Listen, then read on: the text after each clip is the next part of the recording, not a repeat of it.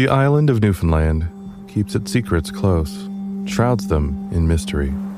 But once in a while, the fog is lifted, the truth comes out. I get a feeling there's something going on here. My whole body was shaking. You go to bed believing that you're a certain person one night, and then all of a sudden the next day, everything that you've known is not true. This is not the life that I should have lived. I'm Luke Quinton from CBC. This is Come By Chance. Available now. Frequency Podcast Network. Stories that matter, podcasts that resonate. On one hand, it is a tweak to a percentage of an existing tax that would reportedly apply to somewhere above or most likely below 1% of Canadians. On the other hand, it is $19 billion in tax money. On the one hand, it is this. Today, Mr. Speaker, there's an opportunity for everyone in this House to stand up and ask the wealthiest Canadians to pay a little more when they sell extremely profitable investments. On the other hand, it's that. And it's incredible that during a housing shortage, he wants to tax home builders. During a healthcare shortage, he wants to tax away our doctors. During a food price crisis, he wants to tax our farmers. And while our economy is shrinking more than any other economy in the G7, he wants to tax our small business job creators. When the Liberal government announced changes to the capital gains tax in their spring budget, it was guaranteed to become a political football. It's perfect. It is a complicated policy adjustment that can be easily spun on both sides of the aisle. So what can we say with certainty about the debate over this tax? Who will it impact? Who has exemptions and who needs them? Is this a tax on Canada's ultra rich who can easily afford it and probably won't even notice? Or will it impact some Canadians who are struggling to run their businesses and cope with rising costs across the board? Or both? I'm Jordan Heath Rawlings. This is The Big Story.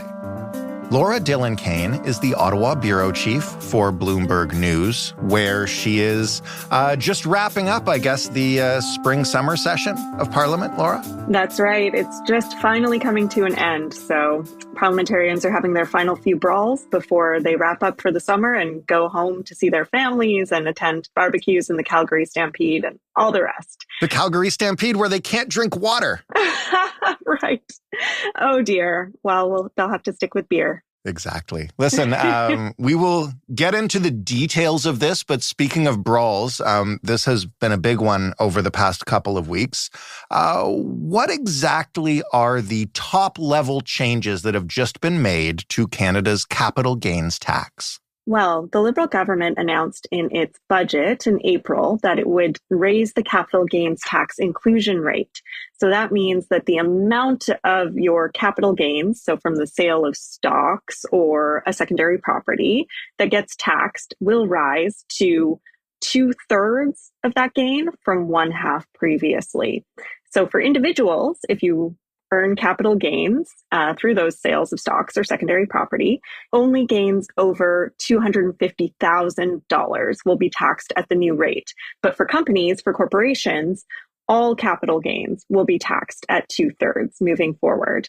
Now, this isn't the first time in history that Canada has had an inclusion rate this high. In the late 80s and early 90s, it was 2/3 and then as high as 3/4. It went back down to half in 2000 when the economy was in a pretty good spot. And the Liberals have argued this is really about tax fairness. Mm-hmm. We can get into some of the other motivations that may be spurring them to make this change, including keeping the deficit at $40 billion, as they promised to do. But overall, that is their argument. And I'll just add some exemptions that they introduced and maintained. Of course, there's an exemption on the sale of your primary residence. You do not pay any capital gains on that. Mm-hmm. And then there's a new entrepreneur's incentive that reduces the inclusion rate to 33.3% on a lifetime maximum of $2 million in eligible capital gains. So they argue that will help tech investors in particular continue to take risks. And they also increase the lifetime maximum capital gains tax exemption for those who sell small businesses, fishing, and farm properties to $1.25 million. Before we get into the back and forth and why this has become such a contentious issue in Parliament, I realize that I actually don't know exactly what qualifies as an asset that gets taxed as a capital gain. Is it just stocks and properties? Is that all?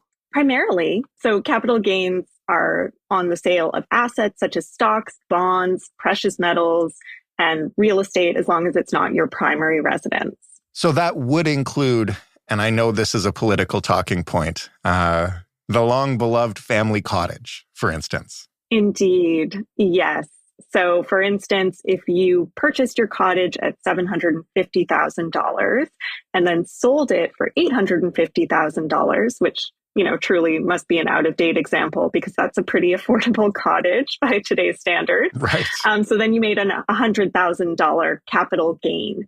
And so if you only made an $100,000 capital gain, that would still be taxed at 50%. But let's say you made a $300,000 capital gain, $250,000 of that, half of it would be taxed. And then the amount over $250,000 would be taxed. 2/3 of that would be taxed. So I hope that's not too complicated of an example, but essentially more of your capital gain over $250K will face taxes. No, that's a great example. And thank you for explaining it. And we won't get deep into the math here because math is really hard to do with only audio when you can't see any numbers on a page. The reason I wanted to get a sense of that is because of one thing you said in particular, which is that, the first $250,000 would still be taxed at 50%. And then it's only the extra $50,000 that would be taxed at 2/3. Do you think, Laura, that people on both sides of the political spectrum who are arguing over this have a good faith understanding of the numbers here and what is actually being taxed? I believe so. I want to believe that because I think there are legitimate arguments on either side. I think that for the Liberals who argue it's about tax fairness, they note that, most individuals who make, at least a certain middle class wage are taxed on all of their income, right? So it seems patently unfair for the wealthy who make most of their money through the sale of stocks or property to only have a portion of that income taxed. Now, on the other side, there's a legitimate argument that investors take risks, and through those risks, they help the economy grow. They create jobs, they create businesses, startups, and they have to work really hard and put forward a lot of their own capital in order to take those risks. Now, this maybe doesn't count for a house flipper, but even so, they would argue they're doing something risky and they've already been taxed on the income that they generated to then invest in something that would pay off in a capital gain. So they argue that they deserve some kind of payoff for all that risk and work in creating a business or the risk taken in flipping a property. And that by adding an extra tax burden, we will see a continuing deterioration in our economic growth because productivity in Canada has been persistently declining, going down for 6 of the last 7 quarters. If we continue to add taxes on people who are willing to take risks and invest and create jobs, then that is not good for our overall productivity. Those are the two arguments that are kind of key to this. Do we know what percentage of Canadians will actually be hit by this change in the tax? So reporting, I guess, more than $250,000 in capital gains. That's right. So even this statistic is up for political debate because the government has said only 0.13% of Canadians are expected to pay more in personal income tax on their capital gains as a result of this change. But that is on a yearly basis. So 0.13% of Canadians will pay more tax on capital gains every year. It will end up affecting more Canadians over time. You might have one year where you sell your cottage and you end up paying capital gains tax and then not the next. So there is a broader number of Canadians who will end up paying more tax as the years go on. But on a yearly basis, it's true that it's less than 1% who will face the higher tax rate. And that's just talking about individuals. When we speak about companies, it's all of them. What kind of money are we talking about here collectively that the Liberals are hoping that this tax brings in? Their estimates are quite high. So they expect over a 5-year period, the change to generate about $19.4 billion in revenues, with more than half of that coming from corporations. They also expected a pretty significant jump in their revenues this year alone, because the tax change comes into effect on June 25th, not far away. So they had hoped that companies and individuals would sell assets ahead of that deadline so that the government would experience a revenue boost just from that sell-off. So it remains to be seen whether that has happened. There has been certainly some skepticism among economists as to whether the government will be able to meet their revenue targets by the end of this year through this change. They consider it to be something that is going to generate a significant amount of revenue for them. And I'll just add the context that the Liberals promised last year to keep the deficit this year at $40 billion. And they did so specifically to keep the Bank of Canada happy. The Liberals politically cannot have interest rates going any higher. In fact, they need interest rates to fall. They're obviously doing really poorly in the polls, and they're doing particularly poorly among sort of young families in the GTA, people who got mortgages within the last few years and have experienced a rapid increase in those payments. Right. And in order to get some political relief and, in general, just also to get some relief to their own debt charges, the Liberals need interest rates to go down. So promising to maintain that deficit was really important. But they also needed to raise revenue because along with that frustration over mortgages among young Canadians, there's also been real frustration. They simply can't find an affordable home at all to begin with.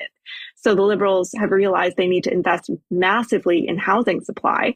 And so they did so in this budget, and they needed to offset that with a new revenue measure. So that's what this is really about. So they say it's about tax fairness. That might be true from their ideological perspective, but it's also definitely about meeting a short-term revenue goal to keep the deficit at $40 billion. So it's really going to depend on how much they can drum up here from this change, and if they can meet their target of $20 billion in revenues, or nearly $20 billion in revenues over a 5-year period.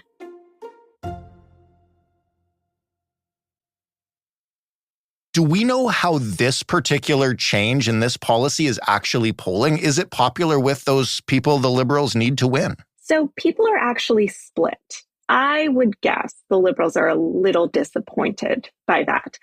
In the polling we did a Nanos poll, a slightly higher percentage of Canadians thought that these changes would be negative overall for the economy, and a slightly lower proportion thought that they were necessary to improve tax fairness.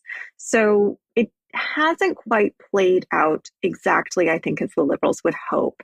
I think that they really tried to sort of stoke feelings of, anger toward wealthy people in Canada. I'm trying to avoid using the phrase class war, but let's be honest, they tried to stoke a class war. Right. And I don't think it exactly worked out.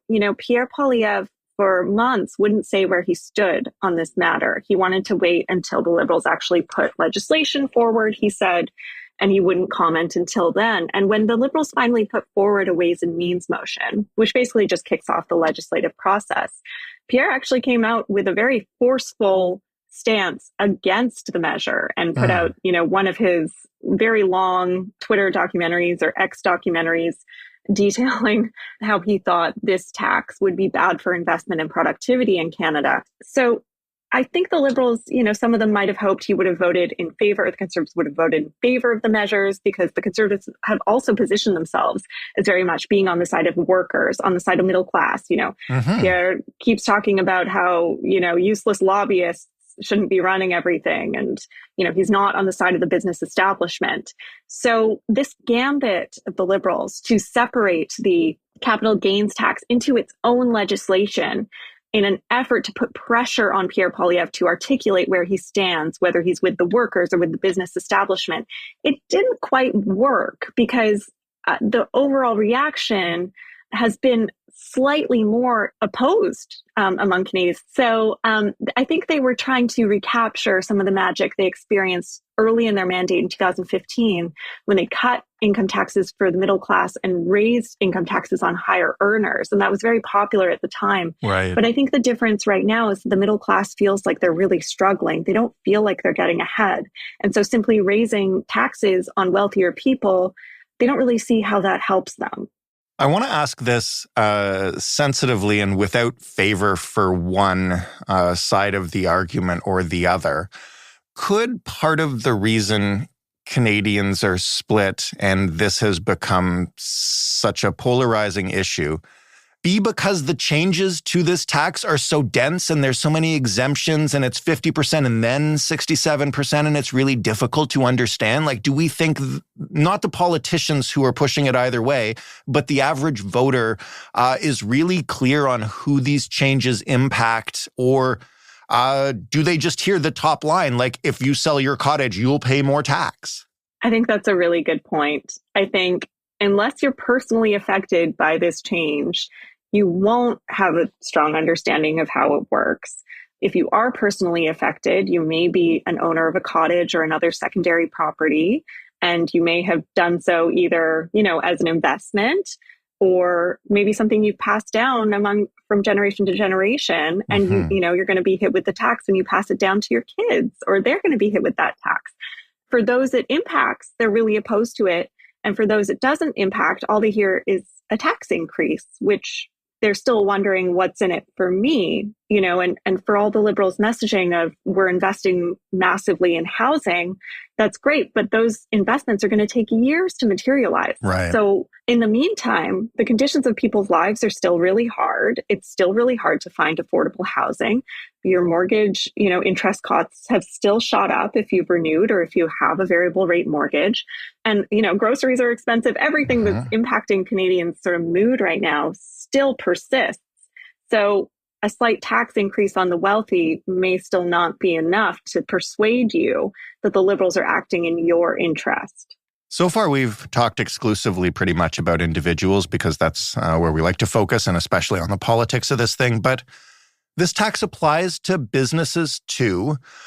Do we have a sense of if this will discourage businesses from doing business in Canada or encourage the ones that are here to potentially exit the country? So I can say from the Liberal government side, they're very skeptical of that claim because they say Canada's been in a productivity crisis for decades. And so if productivity was already sluggish, then this little tax change shouldn't have that dramatic of an impact. The tax environment, they argue, is not what's causing this productivity issue. And productivity, I'll just explain, is just gross domestic product output per worker, right? How much we produce in an hour. And, some things that boost productivity are companies investing in equipment and technology to make workers' jobs easier and make them faster at doing what they do so they can produce more. Anyway, so Liberals are very skeptical of that argument. But, when you speak to businesses and particularly the tech community, they say it's already having material impacts. I spoke with a tech startup founder who said all of his Canadian angel investors dropped out the very day that the budget was announced because they did not want to face the higher capital gains tax. Now, he was able to save his company with the help of American investors, but absolutely, they argue they are going to lose investment. And they note it just adds to an overall perception that Canada is not a business-friendly environment. We already have a pretty complicated tax code at the federal, provincial, and municipal level. There's just a feeling that Canada is not supportive of businesses starting up, and that if you put the money in and the risk and the effort in, that you might not get a huge payoff for all of that effort. It's a perception issue as well as a real issue. And all the business organizations, Chamber of Commerce, Canadian Federation of Independent Business, Canadian Council of Innovators, which represents the tech community, have all advocated very strongly against this. And I'll just add, even though a Ways and Means motion has been introduced that kicks off the legislative process, the finance minister still has until the summer to release draft legislation. And one thing we'll be watching for is whether there are changes to the entrepreneur's incentive or perhaps some other changes to soften the blow to business. Because, even though the Liberals are absolutely sticking with the top line changes they announced in the budget, they have been speaking directly with businesses that are going to be affected. So we will see whether there may be some tweaks there to make the entrepreneur's incentive a little more accessible to a wider number of people. Because, the Liberals are aware that we're in a productivity crisis. And as I mentioned, they want to be seen as helping in the Bank of Canada's fight against inflation. Improving productivity is an important aspect of reducing the risk of inflation. So, they do need to be, improving conditions for business. So we will be watching very closely to see what that draft legislation looks like. The Canadian Medical Association is really mad about this change. I've been getting multiple press releases from them over the past bunch of days. Can you explain why their opposition is so fierce? Yes, I don't know if this was opposition the Liberals anticipated. I don't think that the message that, doctors are opposed to this is a good one for them. No. The reason is that since doctors typically incorporate their medical practices and then invest for retirement inside those corporations, those doctors will now face a higher inclusion rate on all capital gains. So even though the capital gains that you earn from your, in the Canadian pension plan or in your registered retirement savings plan, those are protected. These investments that doctors are making in their corporations are not. So they're very, very concerned that this will hit doctors hard and, that we might lose even more doctors to the US or to other countries. So they say that basically this change will jeopardize their retirement. There are some things they can do. They could sell off their investments that they've made within their corporations and open a registered pension plan instead. Those contributions would be tax deductible, so they won't pay any tax on the capital gains they earn. But it would mean they'd have to shift around the way that they've invested for years. So yes, doctors are opposed. I'm not sure at this point whether the Liberals will make any changes in the draft legislation that could help them. I don't think so. But that might be something they're looking at. The Liberals certainly have been consulting with doctors as well as they sketched out the Ways and Means motion and as they bring in this draft legislation. Lastly, I just want to ask about what comes next. The draft legislation is coming. When do the current changes kick in? What's the timeline here? Right. So the current changes kick in June 25th. So any capital gains realized on or after that date will be charged at the higher rate. The draft legislation will come later this summer, and as mentioned, it may include some tweaks to the entrepreneur's incentive or perhaps something to help junior miners who are trying to raise money to explore for critical minerals projects. That could be another tweak. And then in the fall, likely the formal legislation will be introduced. But because the Ways and Means motion already passed, it can come into effect on June 25th. And I'll also add, as we all await an election at some point this year, and as the polls favor Conservative leader Pierre Poilievre, we have been asking him repeatedly whether he would repeal this change if he came to power, and he will not say. He said that he will do a tax review within 60 days of entering office that would involve what he calls a tax reform task force that will look at ways to lower income taxes for middle class and working Canadians, look at ways to keep wealthy Canadians from hiding their money in offshore accounts. And it will also consider the capital gains tax inclusion rate increase, but he won't say whether he will repeal it. So this may be something that becomes permanent in Canadian society. We will have to wait and see, whether he's elected. There's a lot of ifs and, the results of that task force if he's elected. But essentially, the horizon at the moment is that certainly these changes will come into effect, and we will be watching very closely how they actually end up impacting business, productivity, and government funding. And in the meantime, I guess if you're the kind of person that really needs to sell your cottage to avoid this tax, you better get moving.